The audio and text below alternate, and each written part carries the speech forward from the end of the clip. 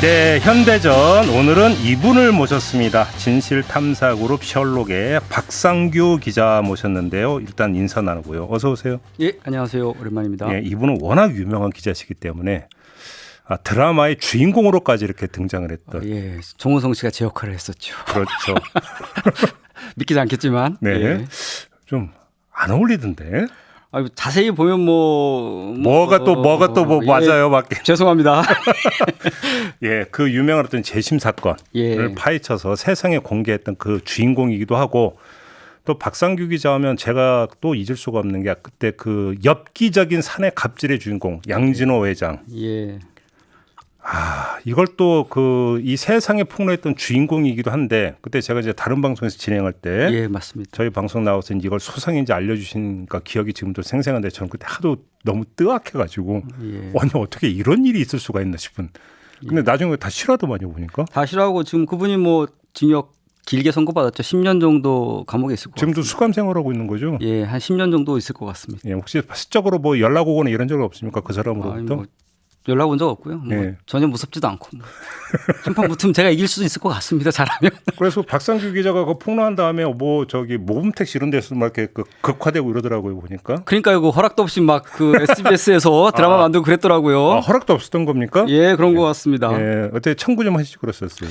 저희가 좀 검토를 해볼까 하는데 좀 차차 생각해 보겠습니다. 알겠습니다. 정말로 발로 뛰는 기자. 누구도 들여다보지 않는 어떤 음지에 가려져 있던 사실을 이 세상에 만천하에 공개를 해오고 있는 아주 유명하고 유능한 박상규 기자인데요. 오늘 근데 박상규 기자를 모신 건 전혀 그것과는 상관없는 아주 따뜻한 이야기를 갖고 오셨습니다. 예, 좀 따뜻하면서도 아름다운 이야기죠. 그러니까요. 저희도 이런 거 목말랐어요. 오늘 한번 좀 이 이야기를 해봐야 될 것 같은데 한 사람을 찾고 있다면서요. 누구를 찾고 있는 겁니까? 그 짧게 요약하면 작은 친절과 배려로 세상을 바꿨던 한 청년입니다. 청년. 예, 1990년대에 20대였으니까 일명 X세대 청년이었죠. 그렇겠네. 예, 지금 한 50대 됐을 것 같은데요.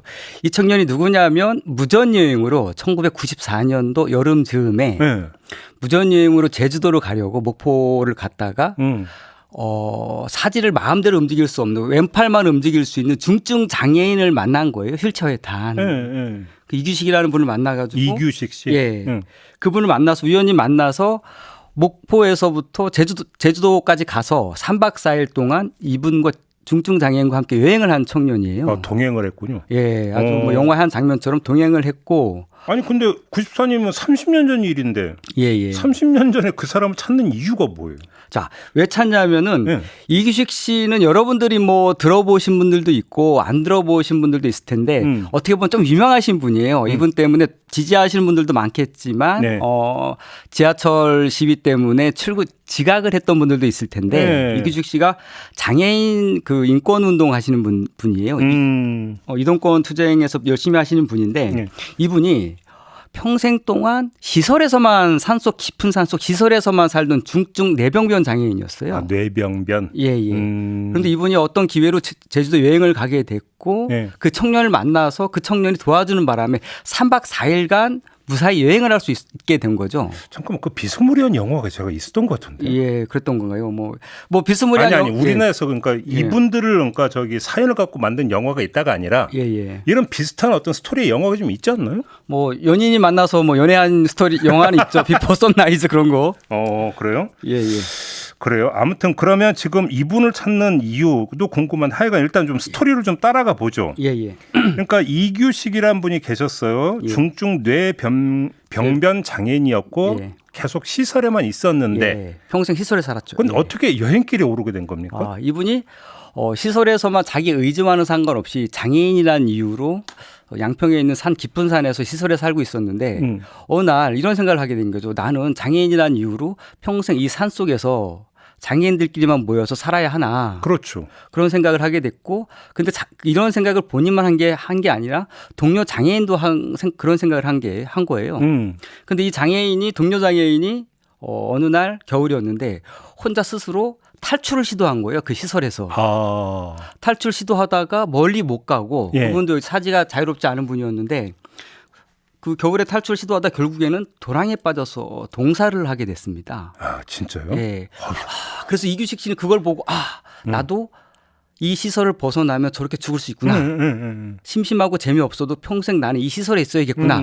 라는 생각을 하게 된 거죠. 그리고 살고 있다가 또 어느 날 화가 난 거예요. 나는 왜 여기 살아야 되나 계속. 그렇죠. 장애인이란 이유로. 갇혀 사는 거죠, 사실상. 예. 갇혀 살았던 거죠. 그래서 어느 날 그냥 용감하게 시설 책임자를 찾아가가지고 한마디 한 거예요. 저 여행 가고 싶어요. 여행 보내줘요.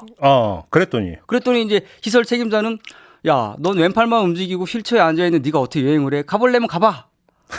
그래서 정말로 양평에서 목포까지 가는 버스는 태워준 거예요. 시설 책임자가. 한번 가볼 테면 가봐라. 그런 식으로. 혼자 가보라고? 예. 그러니까 버스만 태워준 거예요? 예, 그러니까 휠체어를 그 짐칸에 넣어주고 네. 좌석에 앉혀주고 갈 테면 가봐라. 어디까지 가는지 보자. 그다음부터는 네가 알아서 해라. 예. 그래서 그 시설 책임자는 동네 한 바퀴 돌다가 내지는 뭐 목포까지만 찍고 다시 돌아오겠지 생각을 한 거예요. 동네 버스에 태워줬다는 겁니까? 동네 버스는 아닌데 어쨌든 뭐 목포까지 가는 버스는 태워줬는데 예. 금방 돌아올 줄 알았는데 또 이기죽 씨도 어쨌든 용기를 내서 그 버스에 오른 거죠. 그리고 그 당시에는 또 1994년도 그 즈음에는 정동 휠체어가 없던 시절이었어요. 그랬나요? 없었습니다. 다 밀어야만 예. 되는. 그래서 이기숙 씨는 왼팔만 움직이기 때문에 자유롭게 움직일 수가 없었던 거죠. 근데 목포까지 이제 목포 버스 터미널까지 갔는데 예. 거기서부터 목포 항까지 가는 게 또 문제였던 거예요. 버스 내리는 것부터가 문제죠. 그렇죠. 그 사람들한테 이렇게 도움을 청해 가지고 버스에 내리고 또 버스에 내린 다음에 또 사람들까지 도움을 청해 가지고 목포항까지 밀어달라 해서 사람들이 자기 가는 데까지 밀어주고 사람이 손에 이어서 목포항까지 간 거죠. 네. 그 제주행 티켓을 탔는데 거기까지는 성공을 했는데 휠체어를 타고 도무지 배를 탈 수가 없었던 거죠. 방법도 없었고. 그렇죠. 아스팔트 깔리는 평지도 아니고 예. 울퉁불퉁하고 막 또 이러야 되는 계단도 있고 할 텐데. 예. 예. 그래서 되게 답답해하고 있는데 갑자기 뒤에서 한 청년이 나타나서 휠체어를 밀어주기 시작한 거예요. 어허. 그 밀고 자기가 배에 탈 수 있게 휠체어 들어주고 이규식 씨 옮겨주고. 이게 이제 오늘 찾는 그 20대 예. 청년. 예. 그래서 그 청년하고 배에서 이야기를 하다 보니까 그 청년이 이야기를 한 거죠. 나는 돈이 없어서 지금 무전여행으로 제주도를 가고 있다. 제 어릴 때 꿈이 무전여행이었는데. 예. 그러니까 이 청년 그 꿈을 실현한 청년이었던 거예요. 예. 그 청년의 이야기를 듣고 이기숙 씨가 제안을 한 거죠. 문득 좋은 아이디어가 떠오른 거죠. 이분이 이야기를 한 거예요. 나한테는 약간의 돈이 있다. 어허. 내가 여행비를 댈 테니까 너 나랑 같이 여행할래?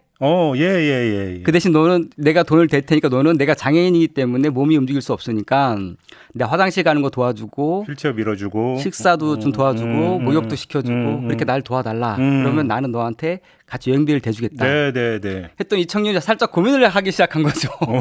그래서 이게 뭐 이렇게 자기 사랑하는 연인을 만나면은 뭐 좀 같이 여행을 해볼까 할 수 있지만 평생 그 잘 접해보지 않았던 중증 장애인과 함께 내가 3박 4일 동안 여행을 해야 된다고 잠깐 고민을 했다가 그 카드를 받은 거예요. 오케이 하겠다. 예. 그래서 그 청년과 함께 제주항에 내려서 여행을 시작하게 된 거죠. 근데 제주항에 내려서 택시를 딱 탔는데 택시 기사도 뭔가 이상한 거 처음 보는 낯선 광경이었던 거죠. 중증 장애인과 비장애인이 함께 택시를 타고 제주 여행을 한다. 그리고 보니까 뭐 서로 친한 것 같지도 않고. 네, 좀 어색하고 그래서 어떻게 오신 거예요? 했더니 이제 두 분이 얘기한 거죠. 우리 배에서 처음 만났는데 같이 3박 4일 여행하기로 했다.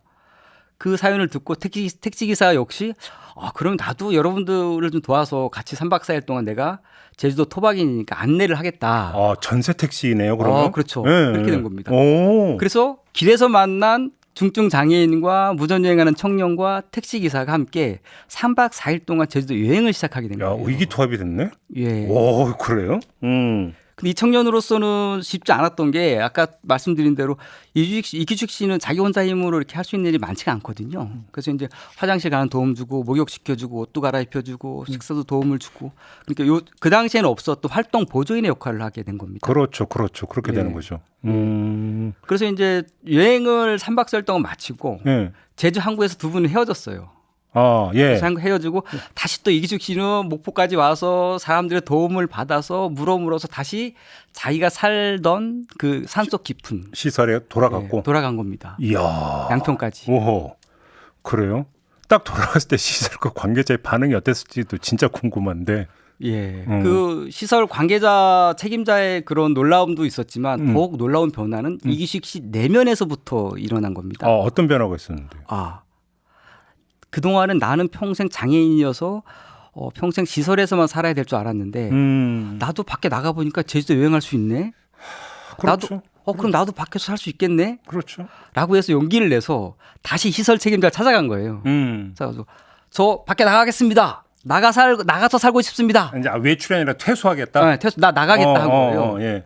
그리고 때마침 또 시기가 좋아가지고 또 때마침 그 전등 휠체어 비슷한 게 세상에 나온 거예요. 그 시점에. 그럼 나도 움직일 수 있겠다 내 스스로 그 나오게 된 거죠. 그러니까 한 장애인이 나도 한 인간으로서 이 세상에서 살 수 있겠다라고 하는 그 용기와 희망을 우연히 길에서 만난 그 청년이 준 거예요.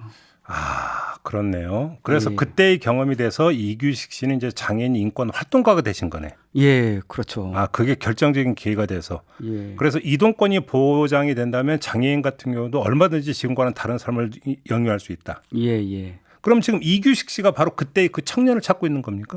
예, 이규식 씨가 그 청년을 찾고 있는 건데요. 예.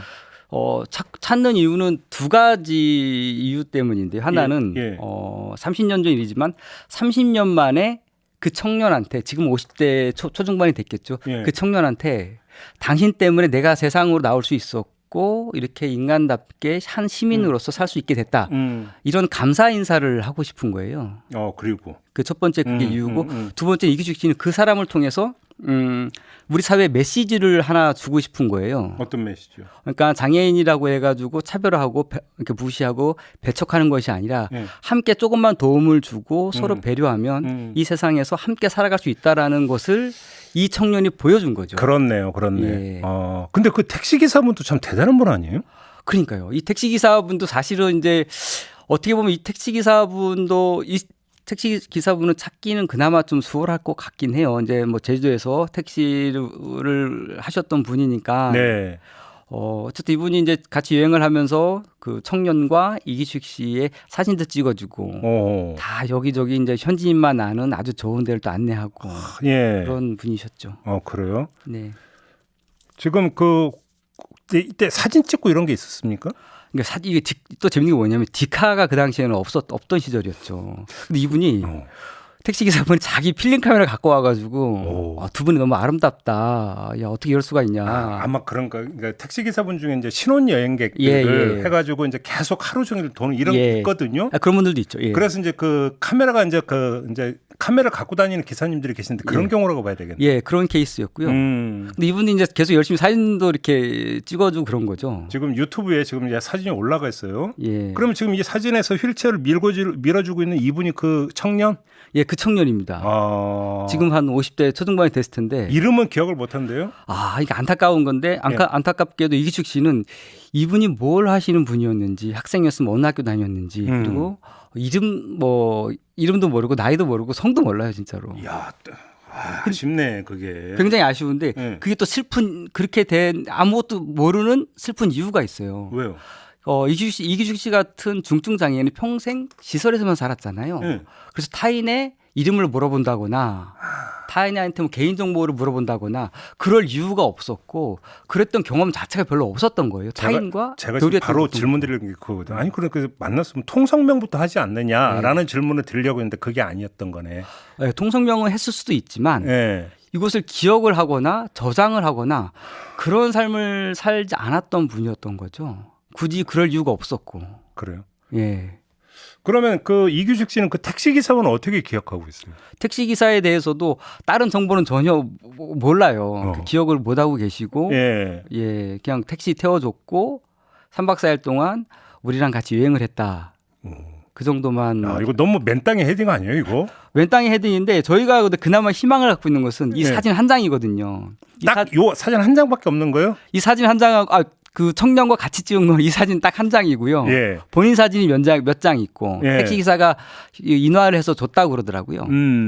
이거 있고 더 이상의 정보는 없지만 그래도 요즘에 이제 SNS가 많이 발달했기 때문에 이 청년의 얼굴을 아는 지인분들이 분명히 많겠죠. 이 학교도 다녔을 테고 이분은 어쨌든 간에 군대도 갔다 왔을 테고. 그래서 그 무럼무럼하면 이청년 찾을 수 있지 않을까 하는 어떠한 그 아주 기적 같은 희망을 갖고 있습니다. 그러면 이기식 씨의 내리에 지금 이청년에 대한 기약은 더 다른 어떤 단서가 될 만한 기억은 없는 겁니까? 다른 단서는 없어요. 돈이 없었고 자기랑 같이 그냥 되게 친절한 청년이었고 예. 자기 이렇게 화장실 도움 주고 목욕시키느라 좀 고생을 많이 했고. 아 그래요? 근데 아무튼 그럼에도 불구하고 목포항에서 제주 가는 배를 타기 전에 만났다는 것도 사실은 예. 특별한 인연이고 예. 제주에 가서 택시 기사가 보고 그럼 나도 동행하자고 한 것도 예. 사실 이런 경우는 거의 없으니까 그럼요. 요 두 가지만 가지고도 사실은 단서는 될 수는 있겠네. 예. 어쨌든 뭐 여러 사람들의 뭐 제보와 뭐 그런 걸 좀 많이 기대하고 근데 있습니다. 박상규 기자는 이 사연을 어떻게 알게 되셨어요? 어떻게 알게 됐냐면은 이기식 씨가 의미 있게도 대한민국 장애인으로서 최초로 중증 뇌병변 장애인으로서 최초로 자기 생애사를 담은 책을 냈어요. 이기식의 세상 속으로라는 책인데요. 그 책을 읽다 보니 그 책에는 이기식 씨가 그동안 한국 사회를 어떻게 바꿔냈는지 장애인으로서 이제 인권 활동을 하면서 그 이야기가 나오는데 그 시발점이 바로 이 청년이었던 거예요. 알고 봤더니 그 책에 기술이 되어 있는. 책에 나와 있습니다. 짧게. 예. 그래서 제가 이제 이규식 씨한테 제안을 했죠. 이 청년을 좀 같이 좀 찾아보자. 이렇게 제안을 했고 그 또 하나 제안한 거는 그 책이 너무 좋아서 이규식 씨한테 저희도 제안을 했죠. 전국 북순회 북콘서트를 한번 해보자. 돌면서. 예, 그래서 철록이 지금 이규식 씨하고 같이 함께 전국 순회 북콘서트를 하고 있습니다. 오호. 예. 왜냐하면 이제 저희 의미가 있다고 생각했거든요. 왜 북콘서트는 비장애인만 해야 되나? 그럼요. 예, 그럼 이분도 이제 뭐 휠체어 타고 할 수 있고 언어 장애가 있지만 뭐 활동 장애인이 충분히 이제 사람들한테 통역을 해줄 수 있고 문자 이렇게 자막 서비스도 할 수 있고 이런 거를 한번 해보면 의미 있겠다 해서 저희가 하고 있고. 그럼 있습니다. 북콘서트는 이제 하면 분위기나 이런 반응은 좀 어때요? 저희는 맨 처음에는 이제 사람들 이규식 씨가 언어 장애도 좀 있거든요. 예. 그래서 사람들이 좀 많이 못 알아들으면 어떨까 걱정을 많이 했었는데 다행히 사람들이 천천히 기다리고 집중하면서 이기식 씨의 목소리를 듣고 충분히 이해하고 그래도 안 들리는 경우에는 저희가 자막 서비스를 하고 있습니다. 통역 서비스도 하고 있고 그 충분히 소통이 가능하고 이런 식으로 대화를 나누면 비장애인과 장애인이 서로 좀 오해라든가 편견이 좀 사라질 수 있겠다. 그렇죠. 그런 차원에서 저희가 좀 이거 활동을 하고 있습니다. 그러면 말 나온 김에 지금 전장인이 그 이동권 시위를 하고 있잖아요. 지하철에서도 했고 버스 앞에서도 했고. 근데 이거에 대해서 한쪽에서는 되게 비판을 하고 있단 말이에요. 그렇죠. 왜 애꿎은 시민들을 볼못 삼느냐 이런 얘기도 하잖아요. 네네. 그러니까 박상규 기자는 누구보다도 남다른 시선 놓고 일련의 장면을 지켜보셨을 텐데 어떤 말씀 주고 싶으세요? 저는 이규식 씨에 대해서 이렇게 생각을 하고 있어요. 이규식 씨는 한국의 로자 파크스다 이렇게 생각하고 있는데 좀 거창하지만 옛말에 이런 말이 있죠. 배움이 �얕은 사람일수록 멀리서 들려오는 말은 귀하게 여기고 주변의 이야기는 가볍게 여긴다는 말이 있는데 그런 말이 있어요? 예, 멋있는 말이네. 근데 미국의 로자 파크스는 1950년대에 버스 안에서 백인에게 좌석을 양보하지 않았다는 이유로 체포된 인물이죠. 유명한 분이죠. 그러면서 흑인 민권운동의 큰 어머니라고 불리신 분인데 그렇죠. 이규식 씨는 전국의 지하철역에 엘리베이터가 설치된 그 계기가 된 사람이 바로 이규식이고. 그런가요? 최초로 이분이 운동을 시작했고, 그러니까 전국의 지하철역에 엘리베이터 어떻게 설치됐냐면 이분이 해화역에서 1999년도에 그 리프트를 타고 가다가 추락을 했어요. 돌아가실 뻔했어요. 그분이에요? 그분이에요. 그러면서 이분이 이제 내가 왜 장애인은 지하철을 못 타는가, 왜 목숨 걸고 타야 되는가, 그 문제의식을 가졌고 이분이 활동을 하면서 전국의 지하철역에 엘리베이터가 설치됐고 서울을 누비고 있는 저상버스가 이분 때문에 또 도입이 된 거거든요. 이분 운동을 하면서 장애인 시민권 운동에 큰 획을 그었고 그것뿐만이 아니라 나이 드신 분들, 노인분들, 그리고 활동이 불편하신 분들, 이 전부 다 이 엘리베이터와 저상버스를 편하게 이용하고 있거든요. 그렇죠. 이규식 씨는 정말 세상 크게 바꾼 인물이에요. 저는 이 분야말로 미국의 로자 파크스만큼이나 장애인 어떤 소외받은 사람들의 시민권 회복에 큰 운동을 역할한 사람이다. 이렇게 생각을 하고 있어요. 근데 우리는 이규식 씨의 미국의 로자 파크스는 알아도 이규식은 모르거나 무시를 하죠. 그러니까요. 거리의 싸움꾼으로만 생각하고. 그렇죠. 이규식 씨 이런 에피소드를 얘기해 줬어요. 자기가 이제 엘리베이터 휠체어를 타고 엘리베이터 타려고 하면 때로는 약간 거친 분들이 이런 말을 한다는 거예요. 무슨 병 XX가 왜 나와가지고 이렇게 사람 불편하게 왜 타? 맞아. 근데 사실 그렇게 욕을 하지만 그 엘리베이터는 이규식 씨 때문에 생기게 된 거거든요. 열심히 노력을 해가지고. 그러니까 로자 파크스 얘기를 했지만 지금 그때 아까 이제 그 백인한테 자리를 양보하지 않았다. 여기부터 시작이 되는데 그러니까 그때의 관점과 그때의 법률에 따르면 법 위반자란 말이에요. 로저 그럼요. 파크스는. 예. 그런데 그러니까 당신이 뭔가 하려면 그러니까 법을 위반하지 않고 준법의 틀에서 할 수 있지 않느냐라는 얘기를 로저 파크스한테 과연 할 수 있느냐라는 예. 얘기가 성립이 되는 거잖아요. 그럼요. 지금의 전장현의 시위도 그 관점에서 얼마든지 접근할 수 있는 거 아닙니까? 그럼요. 사람들은 법과 제도와 세상이 바뀌는 것은 그냥 저절로 바뀌지 않거든요. 때로는 정해진 룰과 틀을 누군가는 깨 부숴서 쟁취해내는 거거든요. 가령 예를 들어 여성 투표권도 처음에는 없었거든요. 생긴 지 100여 년 정도밖에 안 됐고 그것도 뭐 남성분들이 뭐 여성분들 뭐 예쁘다고 투표권 줬겠습니까? 여성분들이 싸워서 쟁취해낸 거거든요. 그렇죠, 그렇죠. 근데 장애인들도 역시나 한 시민으로서 존중받고 보통 똑같이 이제 비장애인처럼 살고 싶었던 거죠. 그러려면 이동권이 보장이 돼야 되는 거고 거리에 나와야 되는 거고 그러기 위해서 이분들이 때로는 시민들이 좀 불편을 겪긴 하지만 장애인 그 이동권 시위를 하고 있는 거죠. 결국은 우연한 하나의 동행이 예. 더 큰 동행을 낳았다 이런 이야기가 되는 거잖아요. 좋은 말씀이십니다. 역시 대단하십니다. 정리가 좀 괜찮았죠? 네. 아무튼 그때 동행을 했던 동반자를 지금 찾고 있습니다. 예. 1994년에 무전여행을 하고 있던 20대 청년. 예. 목포항에서 휠체어를 타고 예. 제주를 가려고 했던 장애인을 만났던 분. 혹시 이 방송을 지금 듣고 보고 계신 분 중에서 나다라고 하시는 분들은 어디로 연락하면 됩니까? 저희 진실탐사그룹 셜록으로 인터넷 홈페이지, 인터넷 검색하면 홈페이지 바로 나옵니다. 네. 그리고 010-33-3022-4987로 문자를 보내주시면 저희가 꼭 그러면 저희가 저기 이 유튜브 클립 밑에 예. 공지로 어디로 연락을 할지 연락처를 달아 놓을게요. 예. 그래도 괜찮은 거죠? 예, 괜찮습니다. 이경식 씨가 정말로 아주 간절하게 찾고 있군요. 예, 이규식 씨가 간절하게 찾고 있고 꼭 고맙다는 말을 하고 싶고 당신 때문에 내 삶이 바뀌었고 한국 사회가 좀 좋아졌다라는 그렇죠. 그 이야기를 하고 싶다고 하더라고요. 그렇죠. 그때 무전여행을 했던 20대 청년 그리고 제주에서 택시를 몰았던 예. 기사님 예. 이 두 분을 지금 꼭 찾고 있다라는 이런 사연을 좀 전해드리면서 참 간만에 이게 세상 살아가는 모습이다라고 하는 것들을 좀 전해줄 수 있어서 저도 참 뿌듯한 시간이었습니다. 고맙습니다. 앞으로 좀 이런 소식 좀 많이 발굴해서 네, 꼭 좀 전해주시기 부탁을 드리겠습니다. 알겠습니다. 그 유명한 박상규 기자와 함께했습니다. 혹시 예. 꼭 그러니까 좀 못한 말씀 있으실까요? 뭐 저희 꼭 좀 찾는데 도움을 주시면 좋겠고요. 예. 저희 셜록의 홈페이지 와서 한번 저희가 많이 도와주시면 좋겠습니다.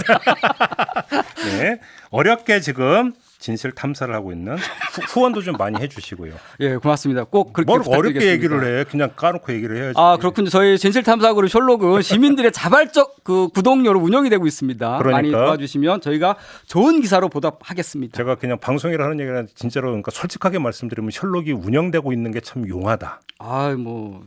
우리 시민 여러분, 김정배 선배를 비롯해서 많은 네. 시민들이 도와주시고 계시고요. 정말 용하다라는 생각까지 할 정도로 꼭 살아남겠습니다. 고군분투를 하고 있습니다. 아무튼 오늘 값진 이야기 참 잘 들었고요. 이렇게 마무리하도록 하겠습니다. 박상규 기자와 함께했습니다. 고맙습니다. 예, 고맙습니다. 네, 저도 물러가겠습니다. 고맙습니다.